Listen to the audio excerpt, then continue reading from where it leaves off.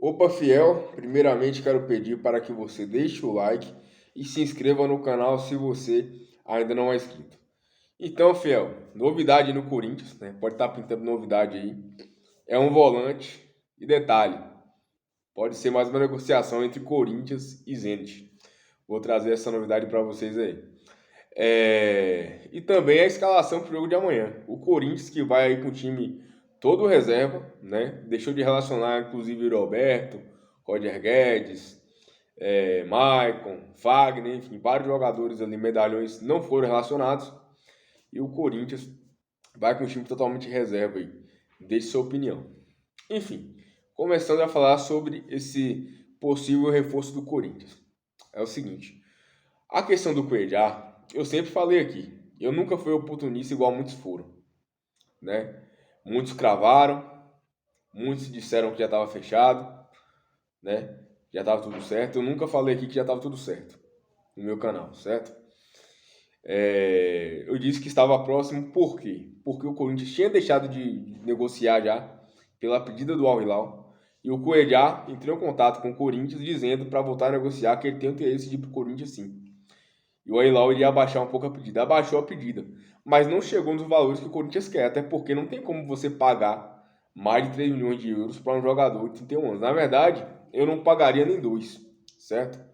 Por quê? Porque o Corinthians já sofreu tanto contratando jogadores que estão em ladeira abaixo na carreira, jogadores que já estão ali no momento de queda e não aprende, né? São vários jogadores assim no Corinthians. Juliano, no primeiro meu ano que ele jogou no Corinthians, foi o primeiro a chegar, né? Chegou no segundo semestre, no começo do segundo semestre daquele ano de 2021.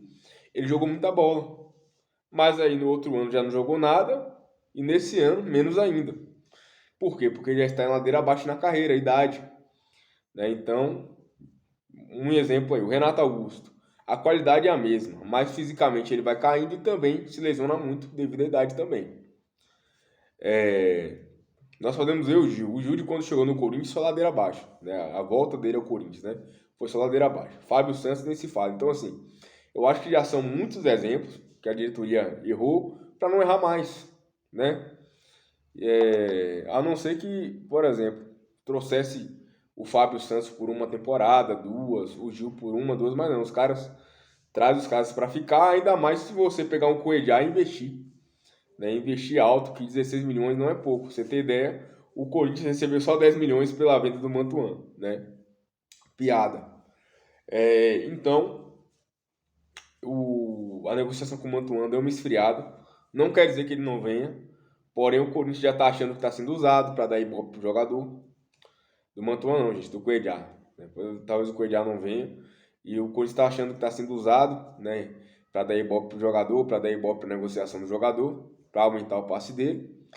E não chegou ao valor que o Al-Hilal quer, né? Que o Al-Hilal quer um valor mais alto e o Al-Hilal também não baixou para a pedida que o Corinthians quer. Então, até então, a negociação está emperrada, né? E não é de agora, já tem um tempo. E o Corinthians passou a negociar com o Wendel. O Wendel, volante do Zenit, um ótimo volante, tem grandes números lá. O Wendel tem nove gols e 5 assistências no ano. Tem muito mais gols que o Roberto, por exemplo. É um volante bom, marca muito, tem qualidade na saída de bola, finaliza bem. Tem apenas 25 anos, ou seja, é o tipo de jogador ali que realmente cairia como uma luva no Corinthians. Chegaria para ser titular junto com o Fausto Vera na volância. E para mim elevaria a qualidade do Corinthians. Entrando o Wendel e o Rojas lá na ponta, cara, o time já fica outra coisa, né? Ainda mais se for bem treinado. Tomara que o Vanderlei tenha um time melhor aí. Só que tem um entrave. O Corinthians já negocia com o Wendel, não é de hoje, né? Hoje saiu a notícia do Samir Carvalho, né? E eu confio 100%. Mas o Corinthians já negocia com ele já tem algumas semanas, né? Ou seja, não tá tão fácil, tá ali, né? Tentando. E a concorrência, meus amigos, é do Flamengo. A gente logo desanima, que a gente fala, pô, o Flamengo tem dinheiro, velho, o Corinthians não tem. Só que o Corinthians e o Zenit têm uma afinidade maior, né? Devido a esses jogadores que o Corinthians doou pro Zenit aí nos últimos meses, né?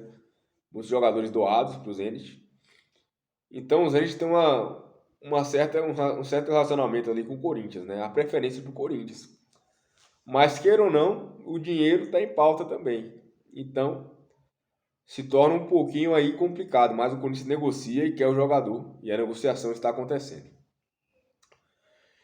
Vou falar agora sobre a escalação. Gente, me desculpe se eu estiver com a voz um pouco abafada, estou com o nariz um pouco entupido. Rinite alérgico. Enfim, o Corinthians vai com o time todo reserva. Todo reserva aí contra o Liverpool do Uruguai. Jogo em casa, né? Mas aí, assim, gente. Ontem eu dei minha opinião aqui em relação a poupar ou não. Eu disse que era a favor a poupar, mas não todo mundo, né? Não tirando todo mundo. Só que vai tirar todo mundo até do banco. Aí eu já fico com o pé um pouco atrás. Eu entendo poupar. Por quê? Porque o Corinthians está perto da zona de rebaixamento, está a um ponto da zona de rebaixamento. O Bragantino está voando. O Bragantino vai descansar, porque não vai jogar no meio de semana. Se eu não me engano, tá, mas eu acho que não vai jogar no meio de semana.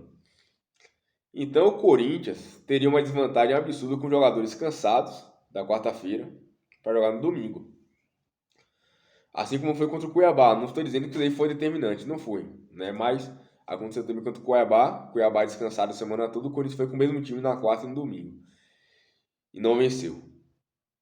E o Bragantino é um time que tem mais qualidade que o Cuiabá, na minha opinião. Então, o Corinthians deve ir com o seguinte time para o jogo contra o Liverpool do Uruguai. Carlos Miguel no gol, nenhum Cássio foi relacionado. Na zaga deve ter Murilo e Renato. Murilo que vinha sendo titular, mas teve um problema de inflamação na garganta. O Caetano jogou esses últimos 2 jogos aí. E o Murilo deve voltar nesse jogo. O Renato é um garoto da base que vinha sendo colocado no banco. Sinceramente, nunca vi jogar nem na base. Não sei como que... Não tenho nada para opinar sobre ele. Lateral direita, Rafa Ramos.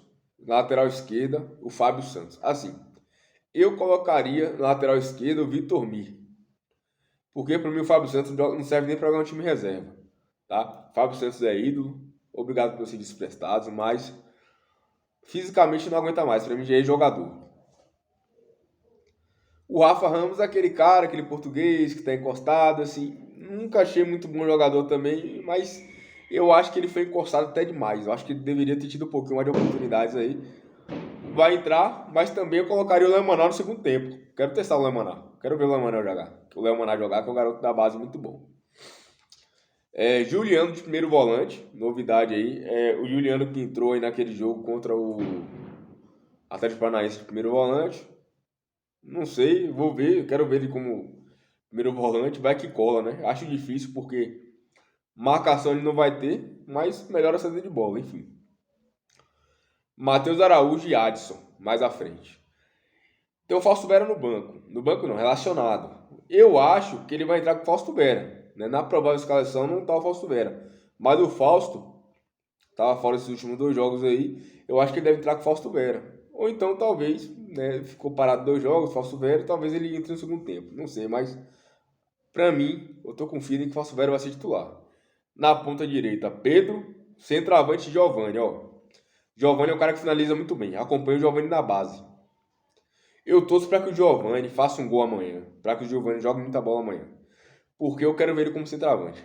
Eu acho que ele é alto, ele é forte, ele finaliza bem. Rápido, seria uma boa. Né? Ter o Giovani como substituto do Roberto. E nesse momento, para mim, seria titular. Claro que se ele apresentar um bom futebol nessa posição. E eu quero muito, mas muito que o Giovani jogue bem amanhã. E na ponta esquerda, o Wesley. O Wesley, garoto da base, rápido.